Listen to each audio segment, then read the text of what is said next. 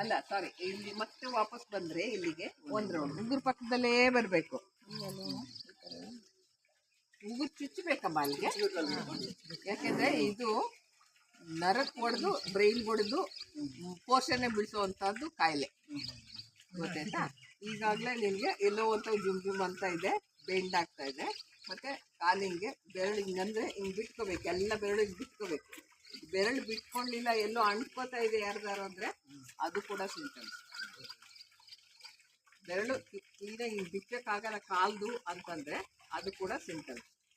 ಆದ್ದರಿಂದ ಅಲ್ಲಿ ಪೆನ್ ಹಿಡಿ, ಒಂದು ಬಿಟ್ಕೊಳ್ತಾರೆ, ಅಲ್ಲಿಗೊಂದು ಪೆನ್ ಹಿಡಿ, ಪೆನ್ ಇಟ್ಟು ಆ ಎಕ್ಸಸೈಸ್ ಕಾಲಲ್ಲಿ ಹಿಂಗೆ ಮಾಡ್ತಾರೆ, ಗೊತ್ತಾಯ್ತಾ? ಮತ್ತು ಕೈ ಬೆರಳ್ದು ಇದು ಹಿಂಗೆ ಬರಬೇಕು, ವಾಪಸ್ ಬಂದರೆ ಹಂಗೆ ಒಂದು ಬೆರಳಿಗೆ 6, ಒಂದು ಬೆರಳಿಗೆ 6, ಮತ್ತು ನೆಕ್ಸ್ಟ್ ಬೆರಳಿಗೆ ಬನ್ನಿ 6. ಇದು ಸ್ವಲ್ಪ ಟೈಮ್ ತಗೊಳುತ್ತೆ, ಬಟ್ ಇದೆಷ್ಟು ನಿಮ್ಮನ್ನು ಆರೋಗ್ಯವಾಗಿರೋದು ಮತ್ತು ಯಾವುದು ನಮ್ಮ ಕೈಯಲ್ಲಿ ಮತ್ತು ನಮ್ಮ ಕಾಲಲ್ಲಿ ಇರೋ ನರಗಳೆಲ್ಲ ಎಂಟಾಗಿರೋದಿಲ್ಲ, ಕೈಗಳಲ್ಲಿ ಮತ್ತು ಕಾಲಲ್ಲಿ ಅದರ ನರಗಳು ಎಂಟಾಗಿರೋದು. ಅದರಿಂದ ಎಲ್ಲದಕ್ಕೂ ಇಲ್ಲಿಂದ ಮತ್ತೆ ಕಾಲಲ್ಲಿ ಬಂದು ವಾಪಸ್ ಬಂದರೆ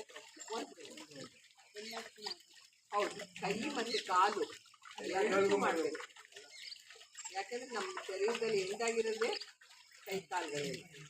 ಆ ನರಗಳು ಸರಿಯಾಗಿದ್ದರೆ ನಿಮ್ಮ ಬ್ರೈನ್ಗೆ ಲಾಸ್ ಆಗಲ್ಲ, ಒಂದು ಲಕ್ವ ಹೊಡೆಯಲ್ಲ, ಒಂದು